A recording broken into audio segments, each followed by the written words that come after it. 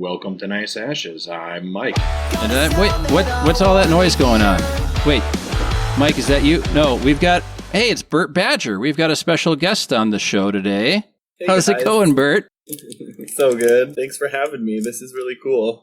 Yeah, this is a fun thing to have you on. I know you've got a new album out and everything, and we'll get into that here in a little bit, but you're going to try a cigar, and you said you're an avid cigar smoker?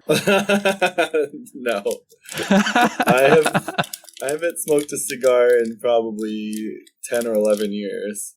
Okay. What are we smoking, Mike? What do we got for us and Bert? So we are smoking something that we wouldn't typically have on the show. It is the Acid Blondie in the Petite Corona size, is it not, Nate? Yep, it is. Yeah, it's the Petite Corona. So it's oh so cute. I don't know that it's something that we wouldn't necessarily have on the show. I think aren't these done by Rocky Patel? Drew Estates. Drew Estate. Okay. Estates. Yeah. So it's not like it's not something we'd have on the show. Mine was, I think, $5.99. So, Bert. Oh, you got a good deal. Well, I'm also not in California. Exactly. But typically we try and keep our cigars that we smoke on the show in kind of like the entry-level budget region. And then we try and say, hey, is this cigar worth the $5, $6? Or is it worth, because we've smoked, what's the cheapest cigar we've ever smoked, Mike? Like $1.20 or something? Something like that, yeah. Yep. So trying to help people get into the hobby or, enjoy cigars without breaking the bank. Hell yeah. Now, I did not intend for my statement to be the style of cigar. It's that the acid cigars are typically out of our price range. So, yes. Oh, so this is like a super special episode with me and an expensive cigar. I get it. Yep. We're pulling out all the stops for Bert Badger. Cool. I took the wrapper off and then I took the stuff around the actual cigar off already. Yep, the blue Acid Blondie label. Yeah. Some people tell you to leave that on till you get near it because the heat will loosen the glue that holds that on. And some people just tear it off. It's really a personal preference thing. Interesting. You are a connoisseur of cigars, I must admit. Well, we've done over 100 episodes, so you pick something up from time to time. Mike's the true connoisseur. I'm the sarcastic, person that bridges the gap between people that don't know what about cigars and people that do. Well, yes. Congratulations on over 100 episodes. That's really cool, man. Thanks. What do we do with the little curly bit here, Mike? I think you pull it off. That's what he said. Oh, you said that already, Mike? No, the guy at the cigar store said you just pull off the end and it comes right off. That is correct. Well, just snap it off. That guy was not telling any lies. All right, so let's get this lit. We typically do kind of like initial impressions. We do like a midpoint check and then final thoughts on the cigar. And so we'll get lit. Do you have any questions on lighting, Bert? So I just light it and then puff it, right? Yeah, we tend to like to burn the foot a little bit, so we hold the lighter at the end and get it kind of hot before we start puffing on it. But you just want to make sure it's lit all the way around, which shouldn't be difficult with a Petite Corona. All right, we're in action. It's good. Yeah, it's definitely got sweetness to it. Yeah, it's definitely petite. Very sweet, sugary.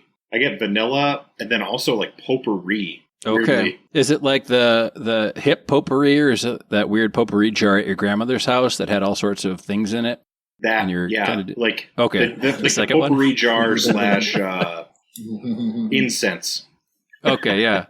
The grandma's potpourri / trinket jar. It's like when you go to Bed Bath & Beyond and they have like a special like fall accoutrement of like candles and aromas and things.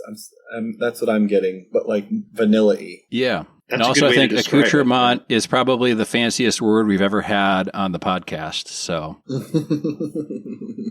that is true. I don't even know what it means. I just say it and try and look smart. Well, it's working. This is nice. I wish I smoked cigars more now. Well, that's the good news is you can. It's not against the law yet. So I went to this cigar store in Malibu called Malibu Cigar Lounge, and it's owned by a guy named Rick Lower. And I said I would name drop him on the podcast. So there you go, Rick. Nice. And this, I think he charged me like $10 for this thing. Okay. But you know what? Every puff is worth it right now. Hey, if you're happy, that's all that matters, right? I mean, $10 for a cigar and a conversation versus whatever it costs to go to a movie these days or the roller rink. The roller rink. Man, that was like the most What, don't you fun guys when do you that were a out there kid. in California? I thought that was all you did. Yeah, all we do is just go to roller rinks. and it's really, really fun. They just recently allowed rollerblades in there, so we're pumped. Oh, the progressive rinks. Mm-hmm. Oh, this is nice. So I don't know, what's Mike's background of like how we know each other? Well, I think Mike knows. So Bert and I, for our listeners, and Mike, if he doesn't know, worked at a TV station in, I'm going to use the local pronunciation of it. It's not really the pronunciation of it, but Woodard, Oklahoma. Woodard, Oklahoma. Yeah, we call it Woodward. Anyone that reads, I guess. Yeah. But otherwise, for the locals, it's Woodard, and it was a TV station / radio station, mostly a radio station, and the elderly, I'm not going to say gentleman because that would be an outright lie, but the elderly person that ran it, who has now died, God rest our souls,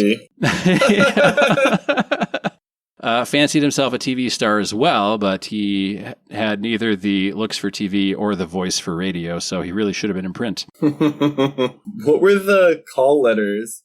Do you remember? The television station remember. was KOMI DTV because it was the revolution of digital television instead of the over the airwaves UHF or whatever the frequency band was for video signal. Yeah. So they're like, we got to get that D in there for no reason other than digital. But we're not going to go too much into that because Bert just put out a brand new record. Yeah. French toast. All bangers. All bangers. Mm-hmm. Yeah, it's a soft, we're doing a soft release right now. It's on Bandcamp, so you can just go to Bandcamp or you can just type in Bert Badger Bandcamp and all my albums will come up. The newest one is French Toast, All Bangers, 24 hot tracks. I worked on it for 2.5 years, so it was about a track a month, but I have probably 25 more songs that I haven't released that are not mixed and mastered yet off of that. So I might do a French Toast All Bangers too. I don't know. Or more bangers. That's what it'll call. Or like French toast now with mash. Because isn't it mash and bangers? Bangers and mash that the kids across the pond do. That's right. That's what they call their junk sometimes too. Their bangers and their mash.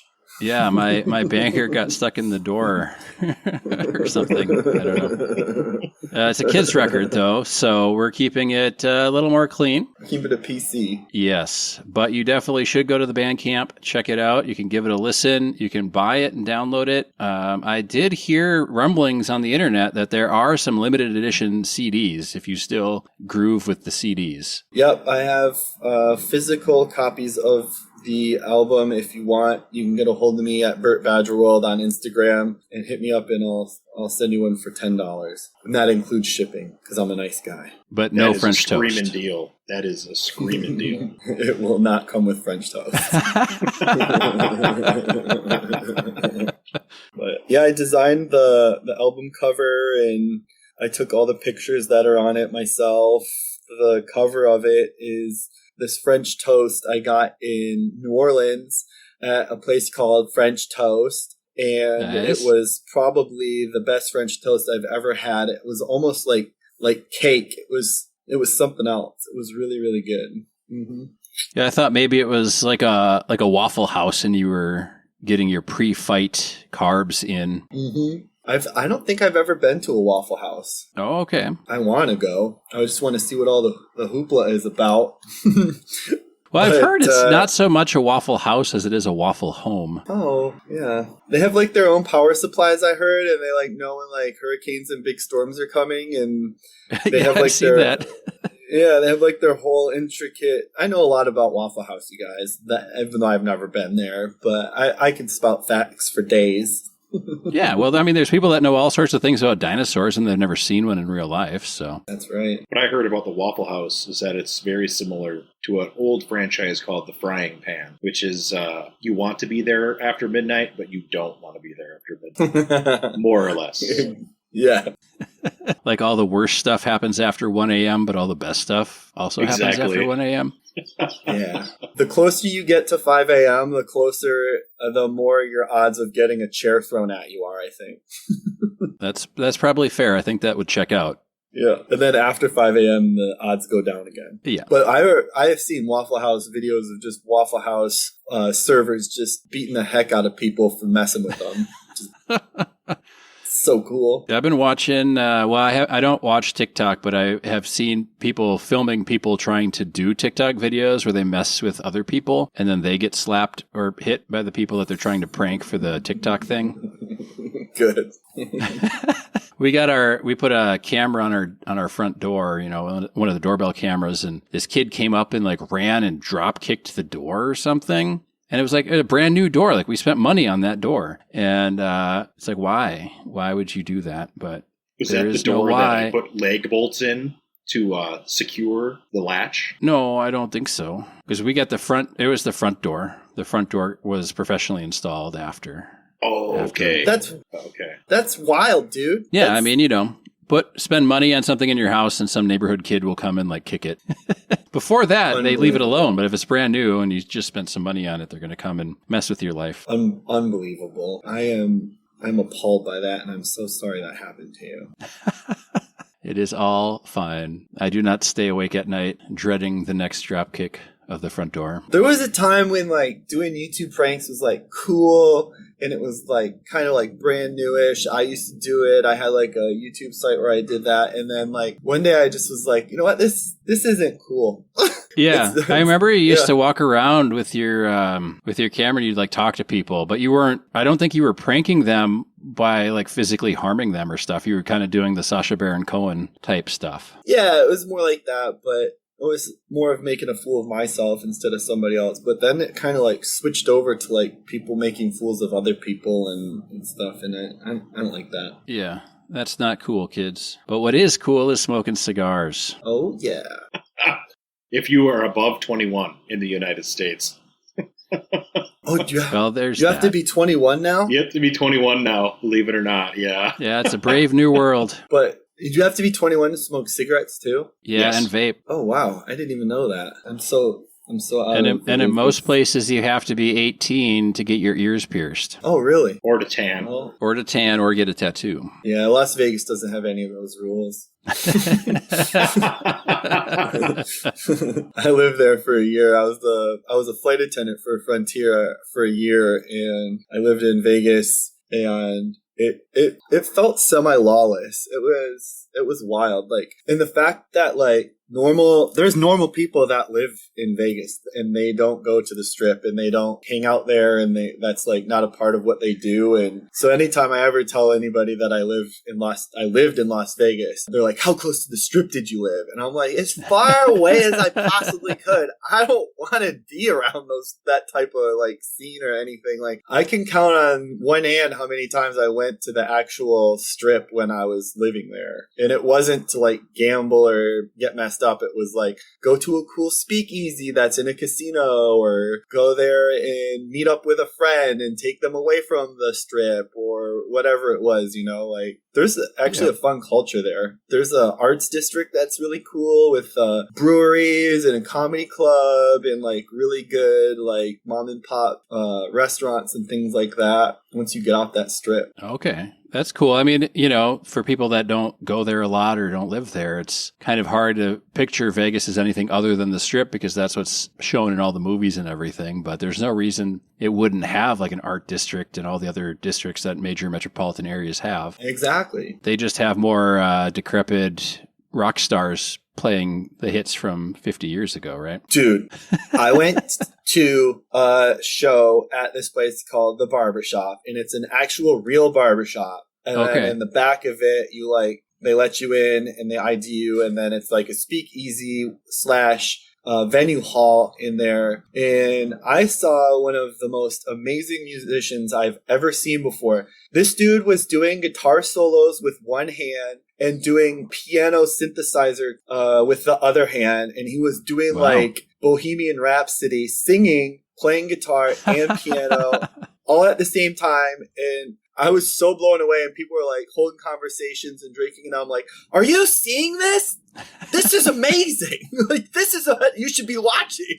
Yeah, that sounds awesome. Yeah, it was really cool. I liked living there. I would live there if it wasn't so dang hot, and then it gets so cold so quick. It's quite a conundrum. Yeah, deserts, man. So you also do, you still do your Nice to Meet You show? No, I haven't done it in a while. We were making music videos for some of the tracks off the new album and old album. Okay. But, I mean, you know, production. It takes a long time for me to make an episode because I did it all by myself. Yeah. My buddy and partner in it, he would film it. He also is an Emmy Award-winning videographer. He shoots that show Deadliest Catch. Oh, sure. Yeah, and he also is a producer on that show. And so he would come shoot Nice to Meet You with me, and he was Mr. Magical Spectacular on the show. Okay.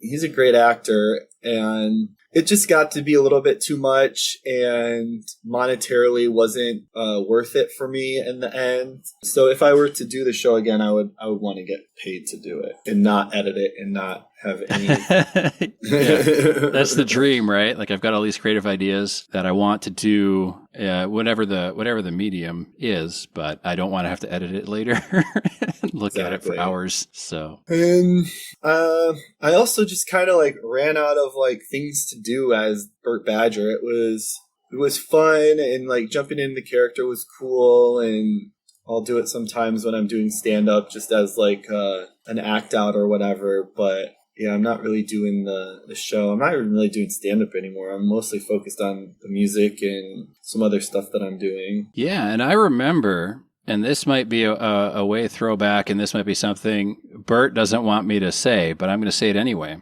is back in the early days, I had some web series on the internet, and Bert did the title intro track for one of them. And it was really, really opposite of French Toast, except it was still a banger, but you wouldn't have the same demographic listen to it.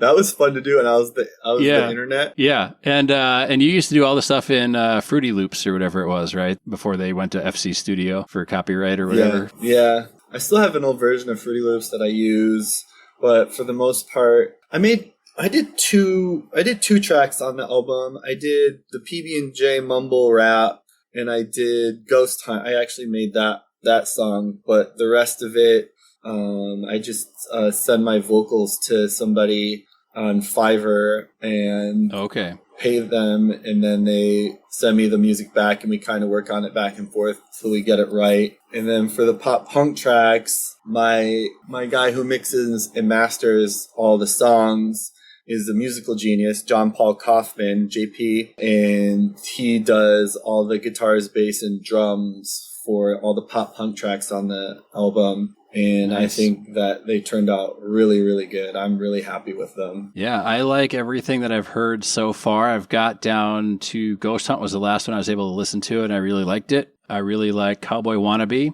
Oh, nice. And Fireworks. Those would have to be so far my favorite ones. But that's only 8 tracks in, and there's 24 on this record. So if those ain't 8 aren't for you, I'm sure there is a few later on for you. Yeah, I think you're going to Turn It Up, and I think you'll also like You Moved. Both those are some fun pop punk tracks. I think I'll also like Dunk It and Ranch just because I am a white Caucasian living in northern Minnesota, and I dunk everything in ranch. So yeah, that's it's my spirit song. Yeah, that's my second favorite song off the album. That's great. Yeah, I like that one a lot. Which song was the most challenging for you? Oh, which one was the most challenging? Oh, Raisins, that son of a gun. That Raisins song. I recorded it a little on a beats per minute, a little bit too fast. and I sent it away to my normal guy, and he sent me back a track that I hated. And then I sent it to my other guy that I use, Mason. He did like the avocado song, and he did frosting. So he's done some really good ones. And he sent me back something that I hated. And I was like, what's going on with this song? Why can't there be music written to it? So then I was like, you know what? Maybe I just beatbox over it and sample my beatbox and make a song out of it. And I hated that. And so I talked to Mason. I was like, why can't music be written to this? And he's like, I think it's too fast. Maybe slow it down. So I slowed it down, sent it to him, and then he sent me back what you hear now, and I really like it a lot. Okay. Yeah, that it's one very was like good. 90s Beastie Boys-ish style. And firmly in the I don't like raisins camp, right? Yeah, I wrote a whole bunch of songs about food that I like, and then I was like, well, I should write one about one that I don't like. Yeah, I didn't see any mention of broccoli, so that must be A-OK in the Bert Badger household. I love broccoli and asparagus and Brussels sprouts. They're really good for you. I like asparagus, but only if it's prepared right, because it gets real chewy if you don't know what you're doing, which I don't. So every time I grill asparagus, I end up just throwing it away because I don't I mess it up. I used to eat a lot of asparagus, and I thought that I may have like an illness or something because of the way it smells when you go to the bathroom. And I like had to like Google it and look it up, and yeah, it just makes your pee smell weird. And then my sister a couple months later gave me some beet soup. And okay, sure. If you know anything about beets, it turns your pee like red or pink or whatever. And I'm like, what is going on? Why do all these vegetables mess with it? Yeah, and of course, WebMD is like, you have cancer. Exactly. Yes. Why is my pee red? You are dying. Where's everyone at with their cigars? I'm about halfway through, I think. Yeah, I feel I'm a little halfway, a little bit beyond halfway. What about you, Mike? I'm beyond halfway by a little bit. Not too bad. What are we thinking of the cigar so far? It's really good. I like it. What about you, Mike? The sweetness and the potpourri have tamed down, and it is quite pleasant. It's very mild. And still sweet, but not as sweet. And the potpourri has kind of blended into that medium light body taste that I'm getting. It's not super complex for sure. Yeah, it's a nice little sweet cigar smoke. Would you say florally is how you would like floral or more potpourri? I was getting maybe it is more floral than potpourri because it's not pungent enough to be potpourri. Yeah, because the potpourri when it's fresh anyway, it's kind of like almost smells clinical. Yeah. It's not unpleasant. It's pleasant.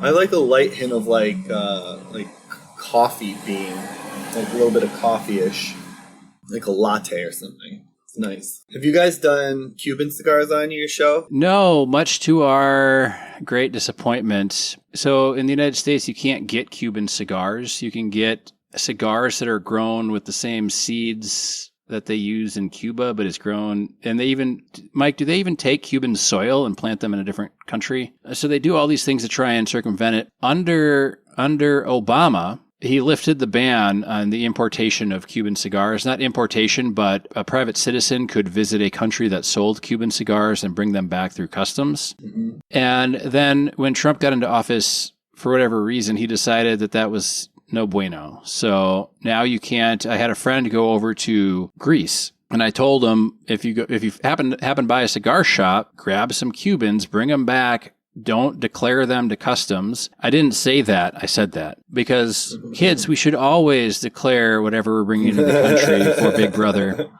But he didn't have time because he was on vacation, and I was like, dude, really don't worry about it. Don't go do that. But then he said by the time he kind of remembered, he was already at the duty-free shop in the airport, and there were hundreds of dollars per cigar, and that's ridiculous. And they likely would have got confiscated anyway at the borders. So we are stuck, but we did have an international guest in the UK, Gravy, and we had talked about swapping care packages. So my guy that mixes and masters my music, his girlfriend is Cuban, and she goes to Cuba all the time, and I think he might have some. I don't know. Okay. But I believe Cuban nationals are allowed to bring back a certain number when they go between. Because he brings back the bomb rum, and he's really good at mixing drinks, and we will have a couple drinks and stuff. But I think he has some Cuban cigars or something like that. I don't know. But I should try one. Yeah, you should try one if he wants to be a mule for the show. We'd love to try one too on air. So I'll talk to him about it. Yeah, we'll see. It's always good to have connections. All right. So you said your favorite track on the show, on the new record. What was your favorite track? Was it Dunkin' and Ranch, or one of your favorite ones? Yeah, Dunkin' and Ranch is one of my favorite songs on the album.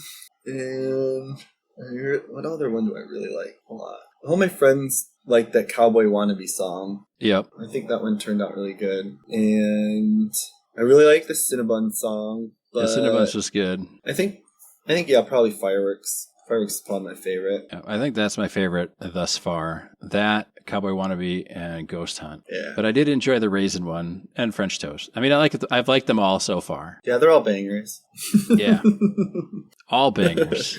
Yeah, the Ghost Hunt song is really fun because it has Ghostbusters sound effects in it and talk about proton packs and getting ghosts and Venkman and yeah, it was cool. My wife and I went to New York a couple of years ago, and we made sure to swing by the Firehouse, I think 8 or something, the Ghostbusters one. They have the Ghostbusters logo or a sign hanging out front, so pretty cool to see. That's dope. That's really cool. I've been there several times, and every time it's raining so bad for the entire duration of my visit that I haven't really been able to enjoy New York since I was like a senior in high school. Like last year I went to my first NFL game. It was the Jets game. Okay. And we left around halftime because it was raining and so cold out. So I'm going to go to Houston and watch NFL game in November, and I'm hoping it's good weather. Hopefully all the hurricanes are done. Man, my brother had to evacuate his house in Tampa, and he boarded it up and everything. Yeah. We had at work. I had coworkers that had their storm shutters closed, and people were like, "Why is everything so dark where you're at?" And they're like, "Oh, I've got my storm shutters up." And like, "Well, what? You don't have a light in your room there?" You can turn the light on for sure. I'm sure you can. They have electricity in Florida and most places. But some of my coworkers did have to get evacuated because we have a big office down in Florida, but not all in the same area. So I don't know. I feel like if that were me, I'd just get the that lawn chair, with the weave, and sit there and just shirtless and drink beer and watch all the water go by. I'd be Florida man in the flesh. It's like in Jackass when they sit behind one of those jet planes and just sit in a chair and just let it blow their wigs in there all over the place. It's so funny. So I have a question about the album, since I have not listened to all of it. Yeah. Which song is the most like Pantera? Probably Easygoing Day, which is Quiet, Quiet, Hush, Hush, cover of Sesame Street song from Bert on the Run. I think it came out in like 1985. That song got stuck in my head as a kid, and I was humming it, and I was like, I wonder if I could make a pop punk song out of that. And so me and JP got together and I recorded it, and then he put the music to it, and I think it turned out pretty dang good. I wrote a third verse for it, but he was like, it doesn't need it. And I was like, okay. And then I added just like some extra like twang to it just to give it like that pop punk feel. And it turned out really good, I think. We recently started recording again, and I sang a cover song of Somewhere Out There from American Tail. And so he went to Spain, so he hasn't been able to work on it, but I'm really excited to hear how that one turns out, because that was one of my favorite songs when I was a kid. I'm excited for that one too. I saw that post, and a funny story about American Tail is my family grew up watching American Tail and then Fievel Goes West, understanding that Fievel Goes West is a sequel to American Tail. And my wife's family only ever watched Fievel Goes West. So she had no idea there was the first movie. So, and she had also never seen Land Before Time. So as an adult, I showed her An American Tail and Land Before Time. And anytime I want her to feel really, really sad, which I don't want her to feel really, really sad, but sometimes I'm like, hey, if you need a good cry, maybe we could just watch Land Before Time, because she lost it when Littlefoot's mother was dying. So spoiler alert. Hey, it's an old movie. You should have seen it by now. But also, another spoiler alert that will save you a lot of time and sanity and headaches is the first movie in Land Before Time series is an actual legit movie. Every other movie in the Land Before Time, 2 through 37, is a musical monstrosity. Traipse through prehistoric whatever. Unwatchable. Yes. Why they did that. Now I have a confession, because I have never seen An American Tail, nor had I ever heard of it before this conversation. Oh, really? Yep. It's Steven Spielberg produced Don Bluth. Animation movie with Don Bluth, and it's really good. It's basically mice trying to get away from cats, and they're Jewish. They're immigrating mice. to America. Yeah, Feifel Mouskowitz. Yep, under the promise that there are no cats in America. Oh, yeah. I will have to watch it. Then it's probably pretty good. Yeah. You know what? Maybe we'll do an episode on it. That and All Dogs Go to Heaven. That was a good movie too when I was a kid. That was the first movie I cried to. I have yet to cry to a movie. I'm kidding. That's a lie. I cried almost anything. You soulless. Yeah, when Ripley tells the xenomorph, "Get your hands off her, you bitch." I'm just a sob of tears. Oh, and here I said I wasn't going to swear on the episode. It says that word in the Bible, so you're okay. It says a lot of words in the Bible I don't think are okay to say in front of children. Yeah, exactly. I mean, I don't know what Lot and his family situation was, but oh my God. We probably should not get into a discussion about the Bible. Let's not do that until Bert Badger comes out with biblical bangers. We'll probably leave the Bible off. Veggie Tales. We have to call it something that's not Veggie Tales, but yeah. I got sad news. My cigar's all done. Your cigar's all done. Mine's just about done. Mike, is yours done? I feel like Mike's been done for a while. I have not, because I've held back, knowing that I would be the first one done if I did not. I will say that I have maybe 3/4 of an inch left, and it is sour. It's sour. It's pretty sour here at the end for me. Yeah. Like antiseptic or something. I don't know. What about you, Bert? Mine is done, dude. Did you get any sourness, or did you like it all the way through? No, towards the end it got a little rancid. I don't like it.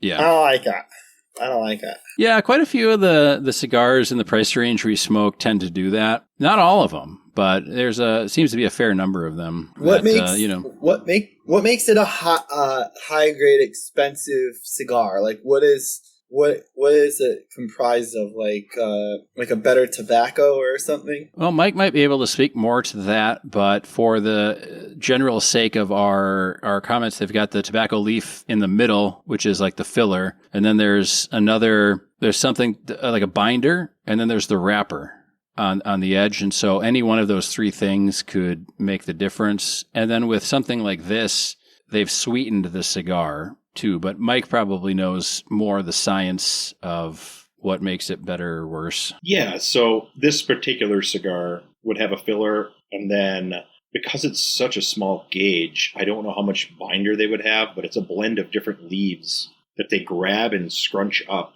and then they wrap another leaf around the bundle of leaves to make the cigar, and then they'll put cigar glue on the cap to close it off, which this one's twisted, so it would be just a little bit of glue on that twist. And then when you pull it off, there's a little bit of glue on the end to hold it all together. The glue's like it's not made out of petroleum, it's made out of like natural compounds like gum. Like horse hooves. Literal gum. Horse hooves. Sure. Whatever horse came in second at the Kentucky Derby. Yeah. Mm-hmm. And then the wrapper would be soaked in like a sweetening agent. So whatever types of sugars and flavors they would have in it. Interesting. Yeah, for this specific one, not every cigar is flavored or sweetened, but this one for sure is. Yeah, this one is definitely sweetened, and you can taste it and smell it, obviously. Yeah, it's not I enjoyed that. Yeah. Yeah, this is a whole leaf cigar, so the quality is good. Yeah, I quite enjoyed it. I don't know how I felt about smoking an acid, because we've had kind of our own. Mike and I have both smoked acids before. But it's been so long since I've smoked an acid, I had no recollection of what they tasted like or anything like that. So I was pleasantly surprised, let's say, by this one. So we rate these cigars on a scale of 1 to 5, 1 being bad, 5 being good. We have a column for guest ratings that we've added. So on a 1 to 5 scale, what would you rate it, Bert? I give it a 4. It was it wasn't bad at all. There was no time besides like the very end when I was like, I don't want to smoke this anymore. So I give it a 4. Good deal. So Bert and Mike and I, we talked before recording, and I think we're going to leave you with a track from French Toast All Bangers. And I think we should let Bert pick the track that you get to hear. What are we playing for him, Bert? Let's do French Toast. All right, here's French Toast. Don't forget to go support Bert on Bandcamp. Buy the album if you can. It's $10. You get all the digital tracks. That goes a long way for Bert. And don't forget to follow him on Instagram. Follow us on Instagram. We just followed him on Instagram. We'll see if he returns the favor. And that will dictate if he's back as a guest on the show or not. No, I'm just kidding. But here's French Toast.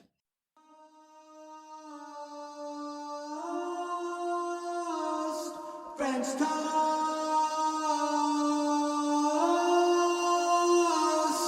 French toast.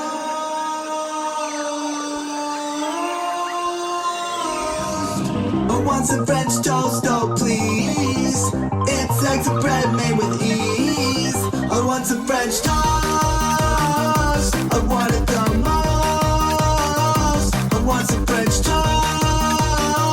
I want it the most.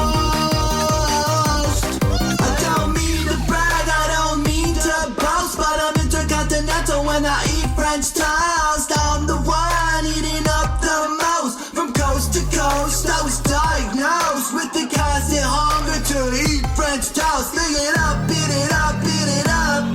Eat it up, beat it up, beat it up. I want some French toast, oh please. It's eggs and bread made with ease. I want some French toast.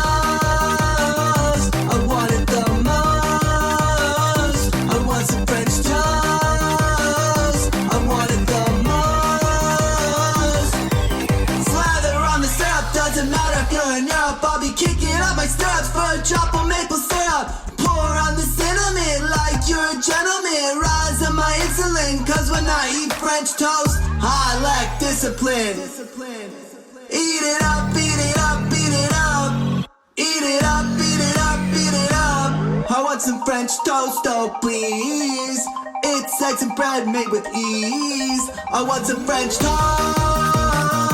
I want it the most. I want some French toast. I want it the most. Eat it up, beat it up, beat it up. Eat it up, beat it up, beat it up.